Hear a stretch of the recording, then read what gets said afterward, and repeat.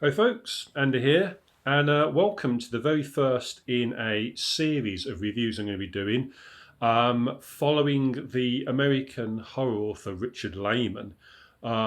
Richard Laymon was the first horror author that I ever binge read. I'd read plenty of other horror authors prior to Laymon, but Laymon was the first horror author whose books I decided to try and get through one after another rather than just individual books. And I have a strange affection for Laymon in that he was never an A-list horror author. Sorry, a bit of weird hair going on there. He was never an A-list horror author, and he was never an author who wrote what I'd consider to be excellent novels. Even his best stuff is more akin to a sort of B movie, but his very best books I do think are really good horror books.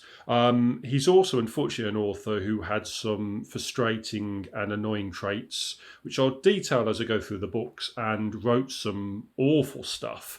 But he was one of those authors who, for some reason, was never particularly successful in America, even though he's an American author.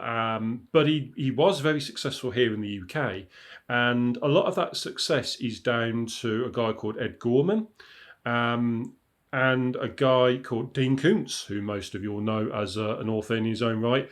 And those two guys really helped Richard Laymon get published in the UK. And towards the end of his career, prior to his untimely death, he did start getting noticed more in America.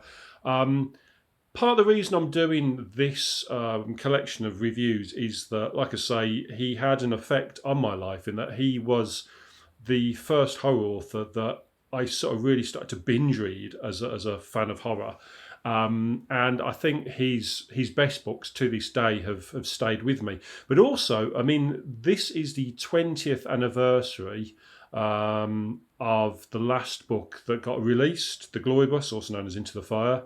And I figured, being as, it's the 20th anniversary since that book got released, in a career that he only was in print for 25 years, and being as it's a decent sort of opportunity to pay tribute to the man and to go through his books. What I'm going to be doing is going through every book he's released in order of my enjoyment, from worst to best, basically a ranking, if you will. And I'll talk about the books themselves, what I like about them, what I don't like about them.